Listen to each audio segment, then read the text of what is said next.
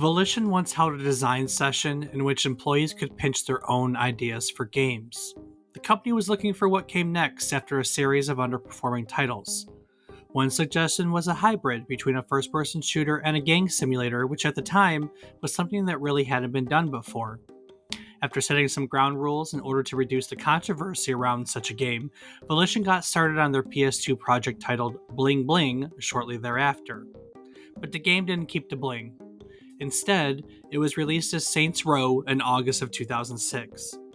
Today, we're going to tell you the story of Saints Row, and as part of its story, we'll learn about the history of Volition, the studio that developed it. So stick around and join us as we show you our own bling on yet another trip down memory card lane.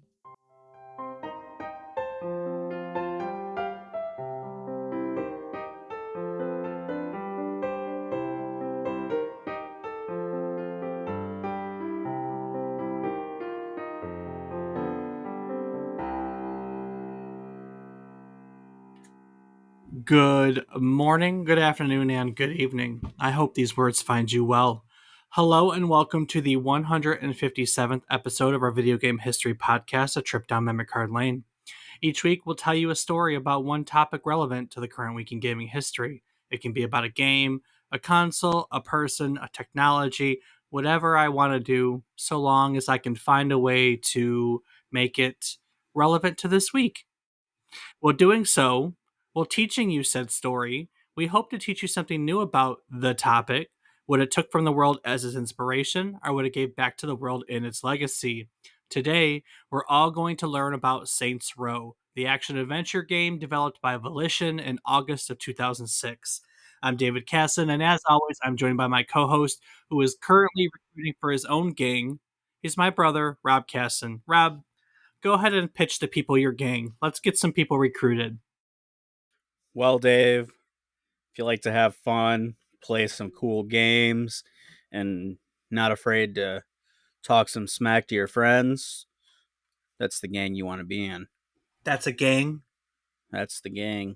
That sounds like a club or a crew or something from a video game. Well, we're calling it a gang. Oh, so we're a gang of people now. That we are. The chain gang? Well, I mean, if that's your kink, I guess to each their own. indeed, indeed. Or maybe it is. Whew. There are people that are going to love that one. Boy, oh boy, oh boy. So what you playing? Well, Dave, this week has seen some RuneScape and Rocket League, has seen a little bit of PC Building Sim, some Phasmophobia, and some Satisfactory. Nice. So quite a good list this week. What about yourself? Some Rocket League, some Mortuary Assistant, more Horizon Forbidden West, and I dabbled a little bit with this game I have on my Switch called Automa Chef. That's about Interesting.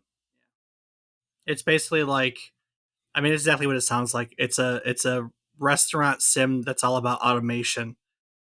So That sounds pretty awesome, actually. it is kind of cool. I think it's on PC. It was like $3 on the store, and I've been playing with my Switch a little bit more because, as I lay around trying to recover from my injury, I don't always have the wherewithal to be sitting in a chair or on the couch to play in my traditional places. So if I'm laid up in bed, the Switch has been a very good resource. So, Right on.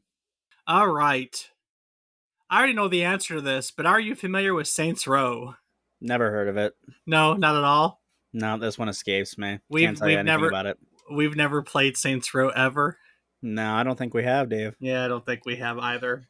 I don't know what Well, then you're talking about. you're about to learn a whole lot. Oh, I believe I'm going to learn a whole lot because, I know I've played maybe not every, but almost every game in this series, and I couldn't tell you a damn thing about the development or the studio, so let's have at it. I mean, to be fair, I know the only one we haven't played is the newest one, the reboot. So, at least I think it's the only one I haven't played. Well, there you go. There you go. So last week we covered BioShock, and as part of its story, we learned that it was inspired by System Shock 2. The first System Shock was developed by Looking Glass Technologies. Now, initially, this studio was called Blue Sky Productions when it was founded in 1990. But in 1992, it merged with Lerner Research to become Looking Glass. Now, the guys who founded Blue Sky were Paul Nerath and Ned Lerner. They had met in college. Immediately after college, they took different paths into a video game career. Paul Nerath worked with Origin Systems, where he led a design on a game called Space Rogue, while Ned Lerner founded his own development company called Lerner Research. Now, Lerner Research developed 3 titles before it became Blue Sky. First, they worked on Chuck Yeager's Advanced Flight Trainer, followed by another flight sim called F-22 Interceptor. In 1992, they released a racing video game called Car and Driver. Yes, like the magazine. The menus in the game were even designed to imitate the appearance of the pages in one of the magazine's issues. 2 of the programmers who worked on Car and Driver were Mike Kulas and Matt Tolschlag. During the development of Car and Driver, they gained the skills and confidence to consider launching their own development company. Also, they knew that if they failed, they had the skills to seek work with another company. So in June of 1993, they founded Parallax Software in Champaign, Illinois. Prior to this, Tolschlag actually lived in Boston and moved to Illinois for the lower cost of living. So early on, they developed a rough concept for a game called Inferno, which they pitched to Apogee Software. Now, we've talked about Apogee before. It was a very relevant company in the early days of PC gaming. I'm pretty sure it came up in our episode on Doom. We probably talked about it when we discussed Duke Nukem, and we've actually covered Inferno before. In fact, it has its own episode. Damn, I didn't crazy. remember. This is what I honestly didn't remember. And I won't expect you to because I didn't. So, No, I got this one, Dave. oh I yeah, remember sure you did. Apogee. Yeah. Oh, okay. You remember Apogee? That's not the episode. Inferno is the episode. Hey, that's why I would remember them. So Apogee began funding Inferno's development, but the funds they provided weren't enough, and after 7 months, they dropped the project altogether. But this left Parallax with an already funded functional prototype, which they used to produce a demo reel with. They recorded it to a VHS tape and they sent it off to various publishers. 3 different publishing companies showed interest: Accolade, Trimark Interactive, and Interplay Productions. Parallax chose to work with Interplay and continued to work on Inferno, but even the money that Interplay was investing wasn't enough, and the duo ended up having to invest their own money into the project. But they finished it, and they released it in March of 1995. And Inferno, you've probably never heard of, because it's not Inferno. It was actually released under the title Descent. It's a good game. It's got some historical significance. The episode in question is episode 15, so go check it out on our website, www.memorycardlane.com. That episode touches on Descent, and it also touches a lot on the history of virtual reality as well. Now, Descent was a successful game, and upon its release, Parallax decided that they would work on a sequel, Descent 2. But one of Parallax's founders, Tolschlag, had no intention of staying in Illinois. During the development of Descent 2, he and 3 other designers moved to Ann Arbor, Michigan, and opened up a second office for Parallax. After the game Wow. after the game had shipped, the team came to the understanding that working on the same game out of 2 different offices was not a great idea, and so they agreed that they needed to move to one office, but they couldn't decide which. So in the end, they decided to split the company in half. Kulas stayed in Champaign and would take over the Parallax offices there. Some of Parallax's employees followed Tolschlag to Michigan, where they founded Outrage Entertainment. Now, Kulas's company was also due a new name, so he looked to his remaining team for ideas. When he found that he didn't like anything thrown at him, he sat down and started pulling books off the shelf in his living room, looking for an interesting idea. In a reference glossary, he found the word volition, which was described as an intense active will to accomplish something. He drew a connection between this definition and software development, so he decided that volition was a good choice. It was officially founded in October 1996 with 12 members. Following the split, Volition and Outrage signed with Interplay for 2 projects each. Their first project, Volition's first project, was a game called Descent, FreeSpace, The Great War. Now, this is commonly known simply as FreeSpace. The game is a space combat simulator. It was released in 1998. It rated pretty well, somewhere in the 80, mid to upper 80 percentile, and it sold about 100,000 copies within its first year, which makes it a successful title for the time.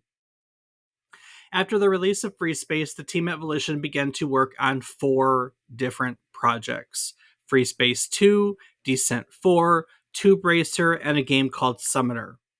Now, FreeSpace 2 was completed within the first year. It was released, and well, you probably haven't heard of it because it's on a list of criminally underrated games. Critics loved it. It rates in the 90s in most publications. It pretty much did everything the first game did, but better. But for various reasons, it didn't sell well at all. And I'm not even joking. If you go and you look at lists of games that are like underrated or that people miss but need to play, FreeSpace 2 is typically on them. So it just was released during a bad time, huh? Yeah. Yeah. Funny enough, that's actually a common theme for Volition. We're going to touch on that a few more times, actually. Nice. In the midst of the FreeSpace development, Tube Racer was nixed. They canceled that somewhere in this mess. Now, the other game on the list, one of the other games on the list is Descent 4. And you may be asking, where's Descent 3?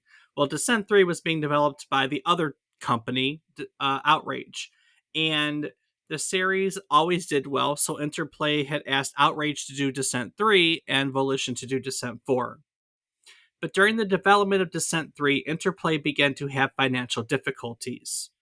And when the game was released, it did not sell well. So with the writing on the wall, Volition didn't want to go down with Interplay, so they wanted to separate themselves from them. But Interplay owned the rights to Descent, so they couldn't take the game to a different publisher. Instead, Volition did separate from Interplay. They reused much of the code and tools that they had already created for the game, and instead, they used it to create the first Red Faction game. And they also managed to complete their 4th project, Summoner, as well. Summoner is actually one of the launch titles for the PlayStation 2, which I didn't remember at all. Yeah, I don't know. I don't remember. I was too young to remember. Yeah. Volition followed these games up with sequels to both Red Faction and Summoner. There is a Red Faction 2 and there is a Summoner 2. And both games are considered sequels that have improved upon the original. But somehow they both managed to sell fewer copies than the originals. So it's as if Volition was cursed. Or maybe they just didn't have the tools in place to succeed. Very true. Having the right tools is important for any creative endeavor. We really struggled to produce a high quality podcast when we experimented with different tools to record, edit, and publish our podcast in the beginning. And that led to a lot of extra work to produce our weekly episodes. We had to re record parts of episodes. Hell, we had to record an entire episode again once. We also had to spend a lot of time fixing the audio to make it sound halfway decent. Yeah, that's right, Rob. A lot of time. But that all changed when we found Zencaster, the ultimate all in one podcasting platform. On Zencaster, all of your podcasting needs, recording, editing, distribution, and monetization can all be found in one place. They make it incredibly easy to podcast. Yeah, Zencaster offers studio quality recording. Audio can be recorded up to 16-bit 40K WAV files, and you can record video up to 4K. And it does it in a way that's very reliable and secure. They record each track locally for quality and security purposes, and then once you're done, everything is synced up to Zencaster's cloud, where you can retrieve every individual track for your recording. Zencaster's post-production process takes the headache out of audio production. You can set the right podcast loudness and levels while reducing background noise, all with just one click of a button. And with their smart filters, you can eliminate all those and and long pauses in your recordings. They make it super easy to produce a high quality podcast. Zencaster is a solid hosting platform for your podcast. There are no caps on your uploads or downloads, so you don't have to worry about being on a daily, weekly, or monthly schedule. All you have to worry about is producing high quality content. They also have advanced analytics. I can see when y'all are listening to our episodes. I can see how you're listening to our episodes. I can see who's coming back week to week. I have all the data that I need to make the best decisions on how to manage my podcast and grow. And if you're looking to monetize a podcast, Zencaster has a creator network that uses AI to match your show with the right brands that resonate with your audience. You don't need 10 websites or 6 different programs on your PC to produce your own podcast. Zencaster makes it easy by providing you with all of the tools in one simple place. And boy, do we have a special offer for you. Go to zencaster.com/pricing and use our code MemoryCardLane, and you'll get 30% off your first month of any Zencaster paid plan. I can't stress this more. If you're looking to start a podcast, create content in some way, shape, or form, you got to start using Zencaster today. It is so easy.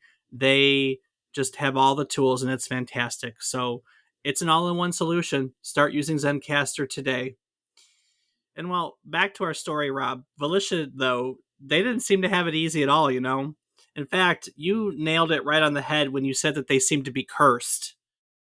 They had been planning third games in the Red Faction and Summoner series, but because the second games didn't sell well, both of those were canceled.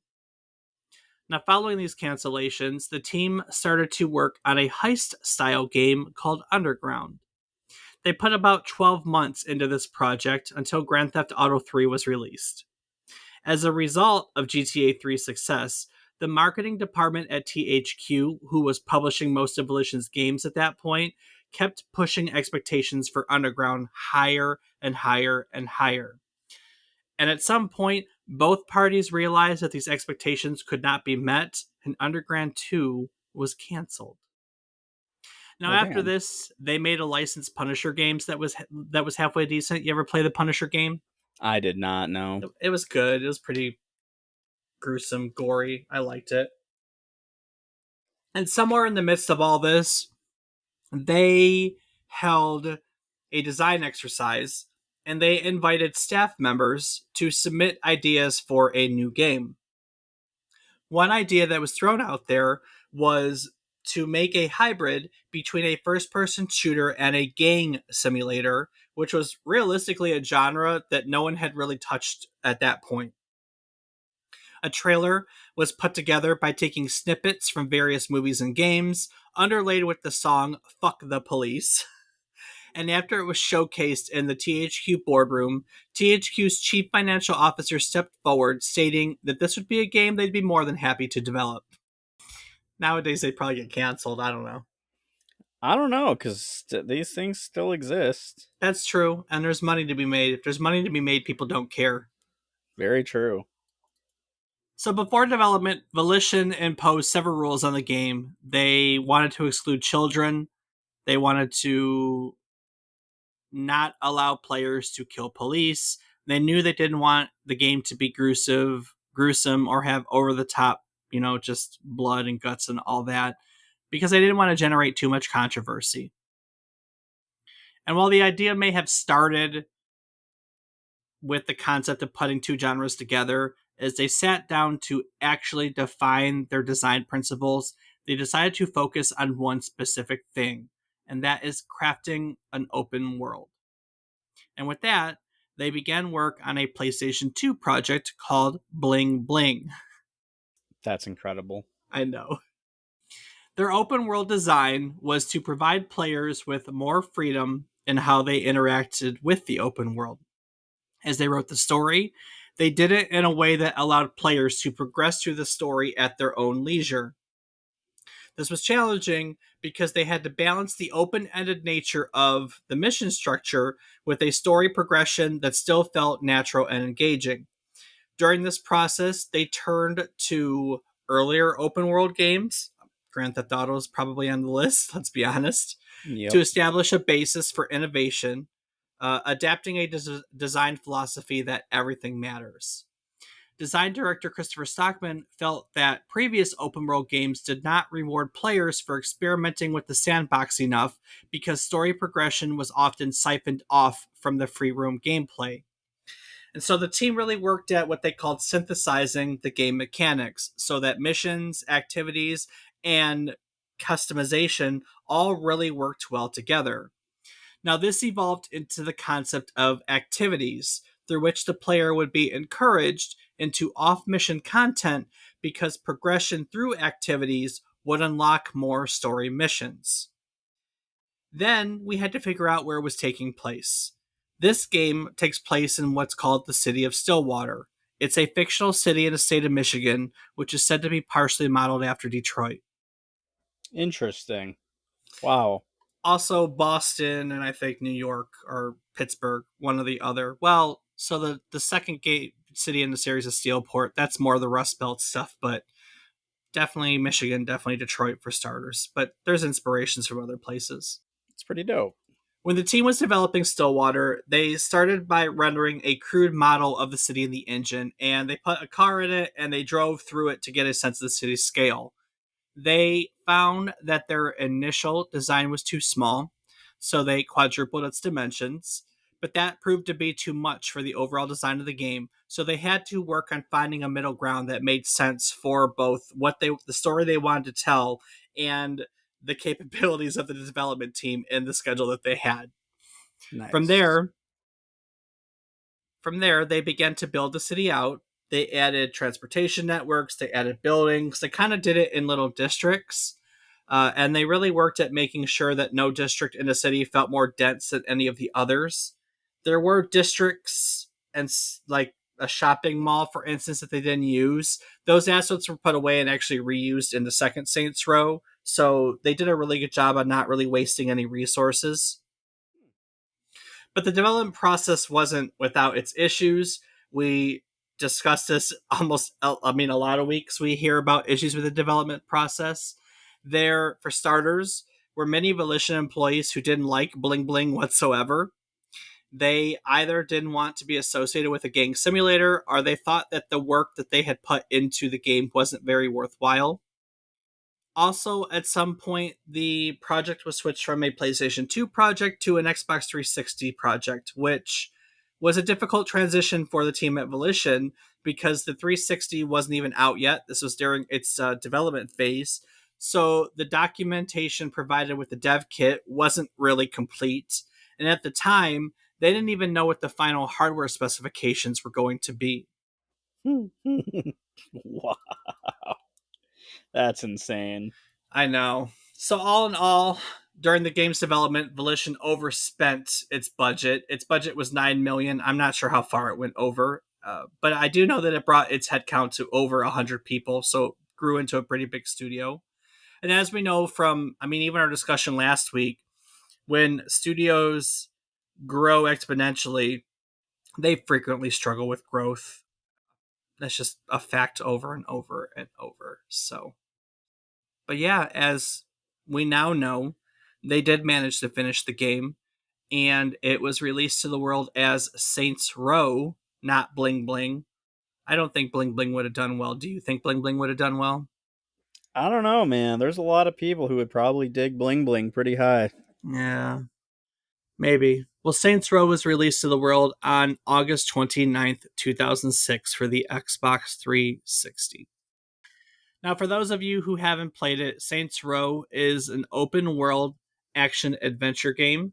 It follows a player created character who joins the Third Street Saints after they save his life, and you help them rise to prominence by undermining other criminal syndicates in the fictional city of Stillwater, while also building up your own reputation within the game.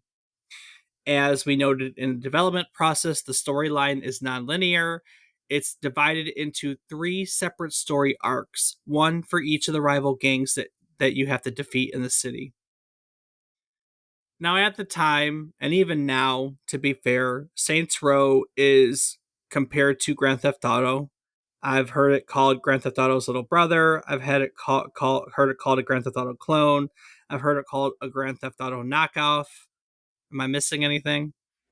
No, I think you nailed it. But in a lot of ways, it's really an unfair comparison because there are things that GTA does now that actually Saints Row did first. Saints Row was the first seventh generation sandbox game and the first nonlinear gameplay style game to be released for 360 of any kind whatsoever. And those features that it had are now used by just about every game in this genre. They include online multiplayer, that was something new, an in game mobile phone, GPS navigation. This is one of the earliest games I can remember having actual GPS navigation. Uh, this it introduced comprehensive character and vehicle customization to this genre, and the weapon wheel actually came from this game. Which, I mean, the weapon wheel is freaking everywhere now, you know. Yeah, I guess I didn't realize it started with this. So there are a lot of things. It's an let's be honest, it's an easy comparison, right? They're both open world games. They both tend to deal with gangs of some way, shape, or form, and criminal enterprises, so to speak. So I understand why there is a comparison. I myself made the same comparison at first. I did not play the first Saints Row for a long time because I perceived it as a cheap Grand Theft Auto knockoff, and I didn't give it a chance. And then I did, and I'm glad I Well, did. by the same argument, you could say some like either Call of Duty or Battlefield is a knockoff of the other. I mean, Yeah, for sure. that's And just they're all a kind of quick knockoff, off the wall. and they're all kind of knockoffs of Medal of Honor. So Yeah, very true. I mean, you can take a lot of games back to their roots and see what they're a knockoff of. So I will start by saying I am a big Saints Row fan. I know I haven't played the most recent one because, I mean, frankly, the reviews have been kind of lackluster. It's actually on sale for $20 as we're recording this. I almost pulled the trigger, but it's still on Steam with mixed reviews, and I don't know if I want to be disappointed because up until this point, I have genuinely enjoyed my experience with all four of the Saints Row games. The first one is way more serious than all the others. The first one tries to be an actual like gang simulator, and I don't know, it's always been good. I remember how weird I thought the activities were when I first played this game. Do you remember playing the first one? I don't know if it was the first one. I think that it did start in there, but I think that one of my favorite activities in all of the Saints Rows was the insurance fraud. I was about to say the same Yep. thing. That's what I remember about the first one is the insurance fraud one, where the whole goal was to just see how much medical, like run in front of cars and see how high of a medical bill you can rack up. Mm-hmm. I spent so much time doing just that one activity to make sure I had them all completed. The other ones I literally could not tell you to this point. That's how influential that one was. It was so fun. It kind of reminded me of like a human version of Burnout. Yeah, for sure. Absolutely. Yeah. Let's see. What are some of the activities? Is it going to show me anywhere activities from the first one? Gameplay. The activities include racing, carjacking, robbery, drug trafficking, pimping, kidnapping, and insurance fraud. Well, that just all sounded like normal stuff you did throughout the game, other than insurance fraud. So, I guess I just forgot that those were different activities because, I mean, hey, that's the life of a gang member. That's the life of a gang member. I I forgot didn't think about most of them pimping. got involved in insurance fraud. I forgot about pimping, having to go collect the hose. Oh my god. Yeah, this game definitely pushed the envelope for its time, and it's a good thing they did. I think that it brought a lot of. I mean, clearly with the fact that it brought a lot of those the GPS navigation, the weapon wheel, the more comprehensive customizations. This was clearly an influential game in the series, and I mean, I don't remember a whole lot of specifics just because I haven't played through these since I originally did when we used to play them together. But I remember that we spent a ton of time in these games just running the streets I and know. being a menace and just having a great time. It was a fantastic game of its time, and I would definitely give it a chance now to see if it's held up with time, which with rose tinted glasses normally games do. Yeah. I'm wondering if the weapon wheel, it brought the weapon wheel to gaming in general, or it brought the weapon wheel to this genre. I don't That know. I wouldn't know. I don't know which specifically. But I do know, like I said, that you, you know, like the mobile phone, GPS navigation, I think of GTA Online, how common those are with here, but that's really something that this brought to those. Because I don't Yeah, know if you had that in GTA 3, which would have been just before this. Vice So, City. I mean, you definitely had a, I don't know. I don't know. Yeah, I don't think it was in there maybe until San Andreas. Yeah, that was my thought too. And then, but San Andreas was just like it was such a fucking game changer. That one was revolutionary. So, Yeah, absolutely. But I mean, it still could have taken stuff from this to make it so oh, of revolutionary. course, yeah, they borrowed from one another. They definitely borrowed That's the from one gaming another. industry in a nutshell, man. That's very true. Very, very true. But I don't know. I like this. This is a lot of fun.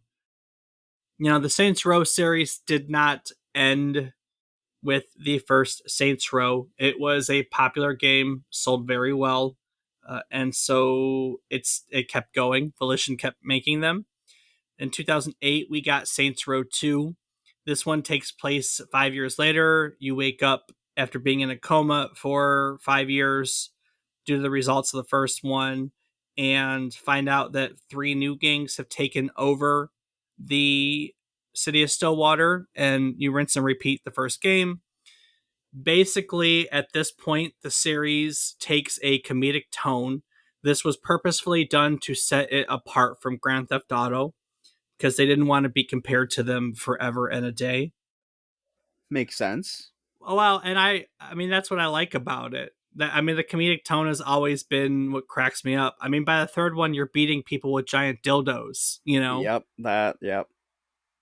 They're a lot of fun. And then I mean you can play it normal. Giant dildo is optional, but like No, it's a necessity in that game.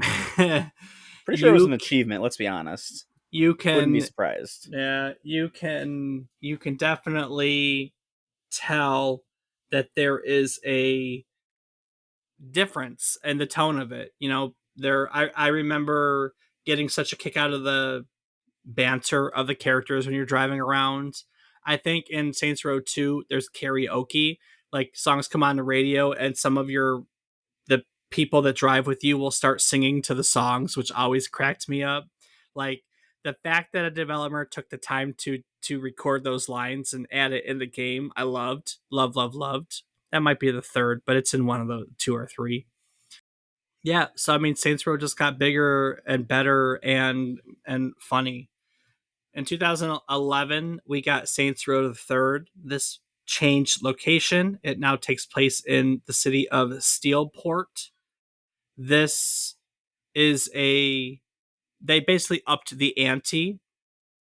There's more emphasis on comedy. There's a lot of popular culture references. There's parodies. There's self-referential humor.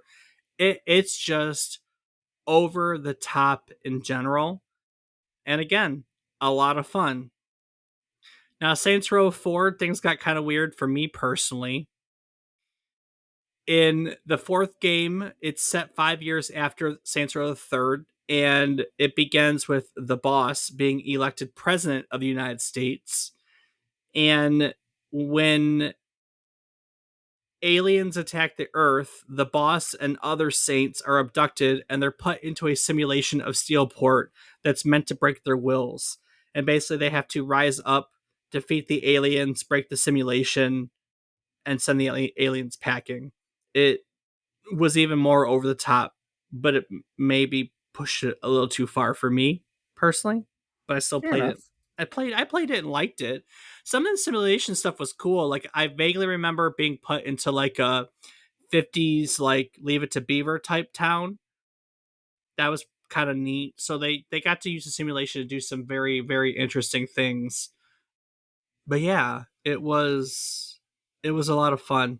We've played the third one together, was it? Most likely second or third. I mean, it's been so long. We were playing these around release time, so 2011. I don't remember exactly which one it would have been, but we definitely played quite a bit. And I know that this was one of the ones too that when me and my friends would be hanging out, we'd pop it all up, and hey, everyone take a turn. When you die, it's pass the controller. Very, very true. Very, very true. It's always past the controller. Did you ever play the fourth one? I don't believe I did. That does not. I remember like seeing that, and I don't think that I ever got into it. That's definitely one that I have to give a whirl because it sounds interesting. And I mean, obviously, I love the first three, but somehow the fourth one I just never got around to. I don't know if I just decided not to buy it or something else was occupying my time and I completely skipped over it or what. I'm pretty sure I bought the fourth one from Newegg for like $10, and it was a physical copy, but it just had a card inside. Oh, I don't know why that sticks out in my mind, but I'm almost positive I bought the fourth one as a physical copy. interesting. Mm-hmm. Yeah, I Mm-hmm. don't believe I had it because I know I don't have a copy of that one laying around because I see most of my 360 games and no, I don't recall seeing a fourth in there. I don't think I ever owned the first one. I think I got it from like GameFly when game rentals were a thing. I vaguely remember renting it, and I don't think I rented it from the video store. Time wise, I would have been living. Yeah, I would have been living. It would have been after college. So yeah, I probably rented it from GameFly because that's about the period when GameFly was a thing, and I was living off campus, working all the time. Well, there you go. I'm not entirely sure. I know for a fact I have the original, and I'm pretty confident I have the second. I know I never bought the third, but I did rent that one from the video store back when those existed. Crazy Let's to see. think about that. I have two, three, and four in my Steam library. Hmm. I've played all of them according to this on Steam. So, Well, of course, my Steam bugs out, so I can't check right now. uh huh. Sure, it bugs out. Oh, I mean, I would have access to them too because you do. Oh, good call. Yeah, that is true. We did set that up. So that's it. Were there any other ones after the fourth? Well, yeah, we already touched on it. They rebooted the series in 2022. They are. It's a game. It's set in the fictional city of Santo Yeso. It's loosely based on Las Vegas. Takes place in the Southwest.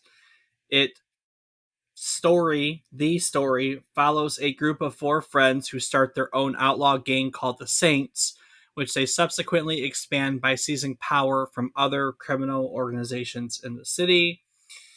Like I said, it's on sale right now. You can get it for less than $20 until the end of the. So by the time you guys listen to this, it's probably not going to be on sale anymore. Oh man. Oh, and it just came out. I lied. It literally came out this week, August 24th, 2023. Why did I say it was a reboot in 2022? Why? I have no idea, Dave. So it's already on sale, even though it just dropped. Yeah, that's such a weird freaking. It can't be released on August 24th, 2023. That has to be like a glitch or something because I definitely saw a release date of 2022 somewhere. Now I have to go look because I feel silly. Da da da da da. Saints Row action adventure games. August 23rd, 2022. I'm not wrong. That's their release date. Weird. So it probably got released to Steam a year later, maybe, or Oh, that's actually a good point. Maybe it was an Epic exclusive for a year or something like that. it's a possibility. It really has mixed reviews, though. Apparently, they really took the comedy out of it. They wanted to go back to a more like serious and realistic presentation of Saints Row, and it's not what the game's known for anymore. And it's So it might be that it's a good game, just not a Saints Row game. yeah, yeah, for That's sure. fair. I definitely think that I might give it a try. I mean, for I don't know 20 that I'll bucks or I'll wait and see when it drops. I'll end wait up and see with what it it some. drops. Yeah, exactly. I'll end up with it someday. So There's actually another game that's kind of set in the same universe. In 2017, they came out with Agents of Mayhem. Technically, it's not part of the Saints Row series. They try to do a multiverse thing with Red Faction, Saints Row, and I can't remember the other game. Anyways, the result is Agents of Mayhem. It's tied to it, but not. There are canceled games in the series. There was going to be a PSP game in 2009 called Saints Row Undercover. The game involved you playing as a corrupt undercover policeman in the city of Stillwater. Like the real game, you had to complete various missions around the city. It was canceled during development, but eventually a developmental build of the game was leaked online by Volition themselves. There was also supposed to be a little Xbox Live arcade title called Saints Row Money Shot. It was designed to be part of the marketing campaign for Saints Row the Third, but that was never released. And then there's some other titles that we really only have names on. They had a 3DS title plan called Saints Row Drive By. There was a motion, so Connect and PlayStation Move fighting game that I don't even have a title for. And then there was a PS3 game called Saints Row the Cooler that never happened. And beyond the title, I couldn't find much information. So I wonder if it was like a DBZ crossover. I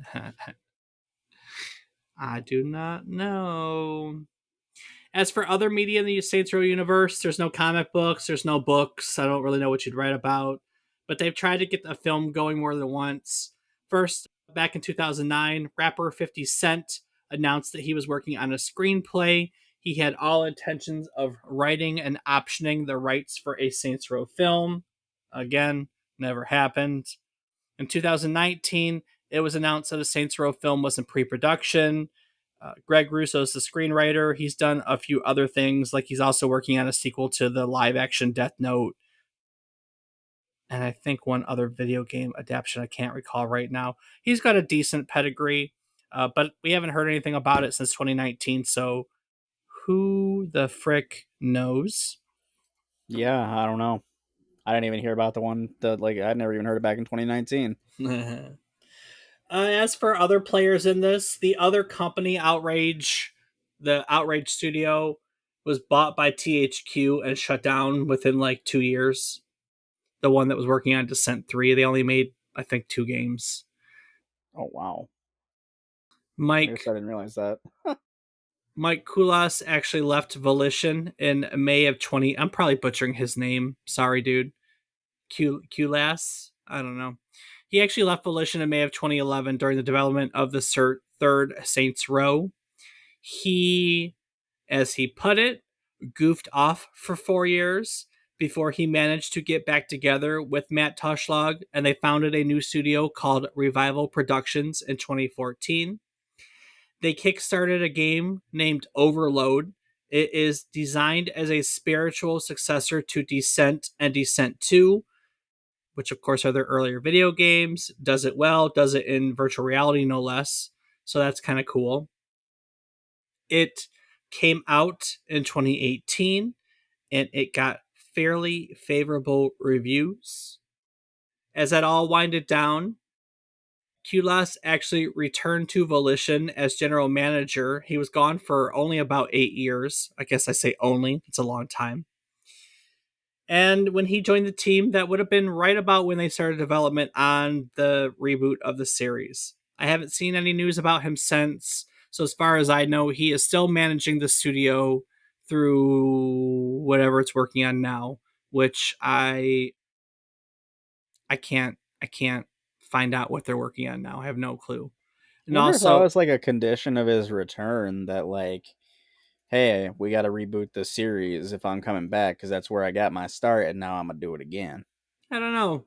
I think if you look at Volition's library, they've kind of stuck to their bread and butter, which has always been like Red Faction and Saints Row.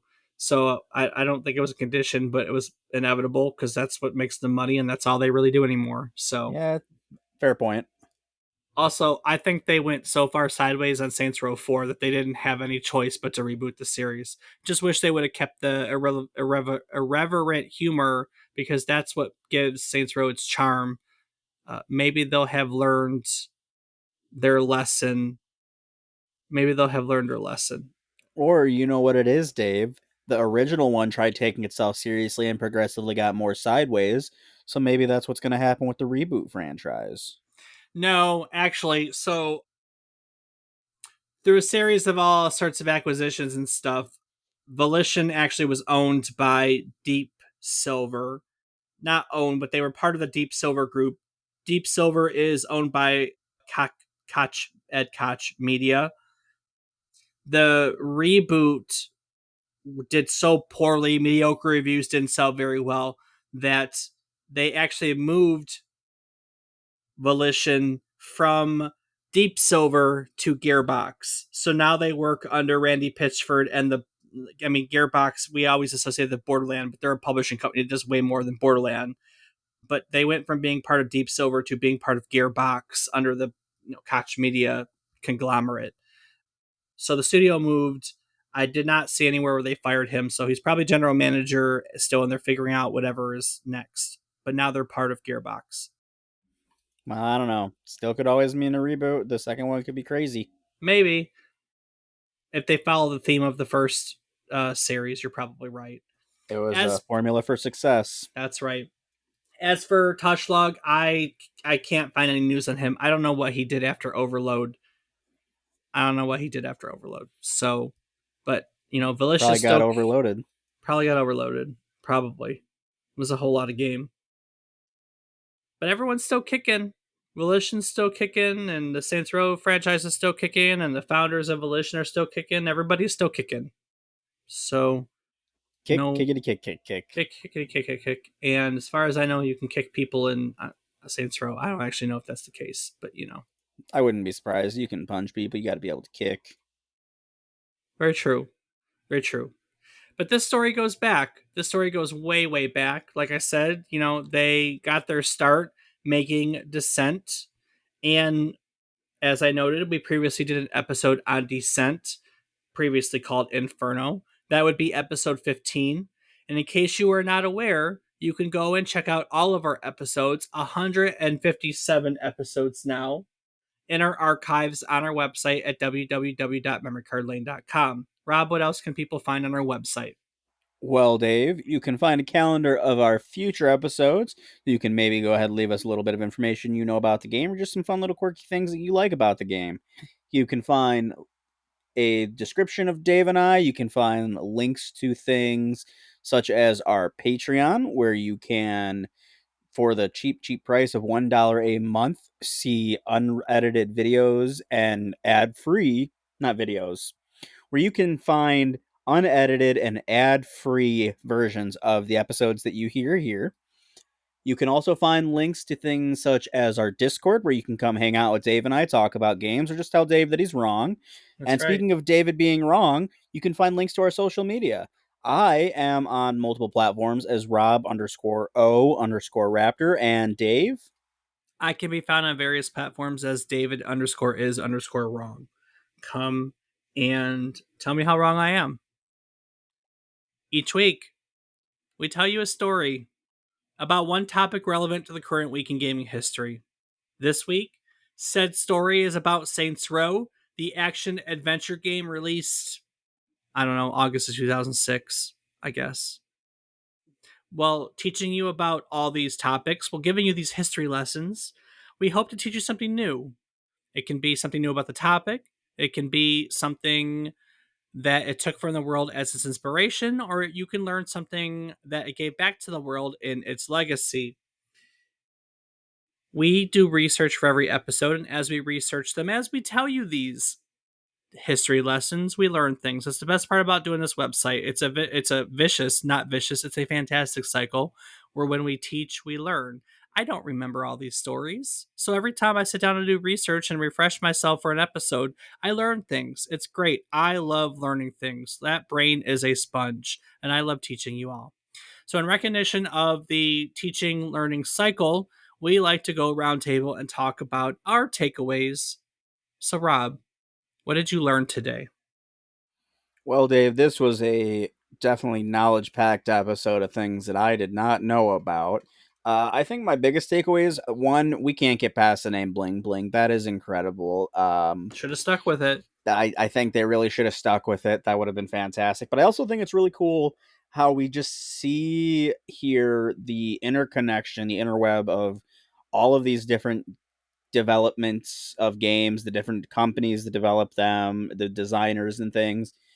Because we talked just last week about Bioshock and System Shock 2, and some of the people that were part of that group ended up creating this. Yeah, They created their own development company after working on another project that was highly influential and created something else that furthered the gaming industry. So it's just kind of cool to see the interconnection. I mean, I talk about it so often, but it's still just every time we talk about these things, it's amazing to see how all of these things are so interconnected and how it all progresses into where we are today.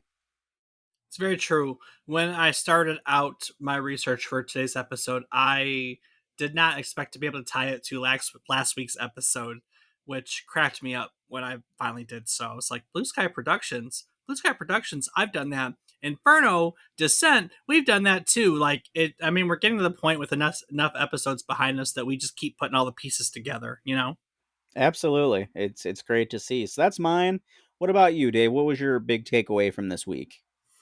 I'm fascinated by the fact that Stillwater is in Michigan and modeled after Detroit. I had no clue. Okay, yeah, that one was another one for me. I definitely, when you said that, it was like, well, damn, that's freaking crazy. I wish I would have known. Like, it's kind of cool. I want to go back and play it now just to see the influence. Yeah, yeah, I think that was pretty cool. I like the interconnectedness. I mean, that's always been the fun of doing this podcast is getting to see.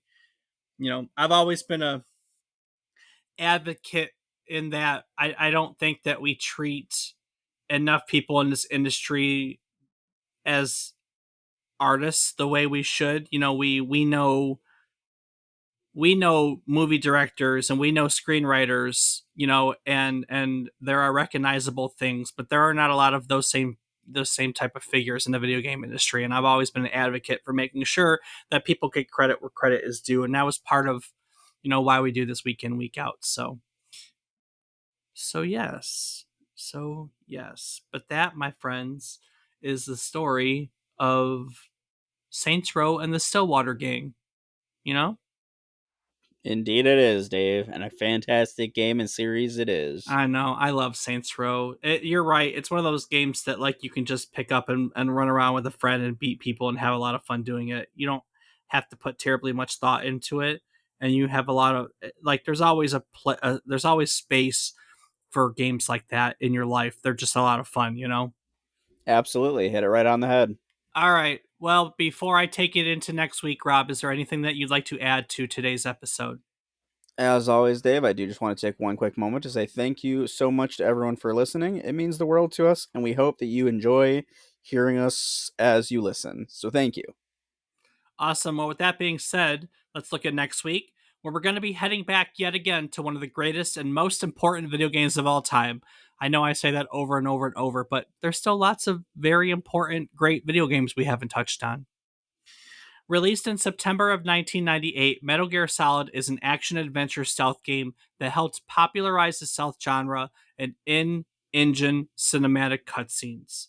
And next week, we're going to learn about how it all came to be. So go ahead and collect those boxes in preparation for our own little stealth trip on next week's trip down memory card lane. Do the thing. Doop doop doop doop doop doop doop doop doop doop doop.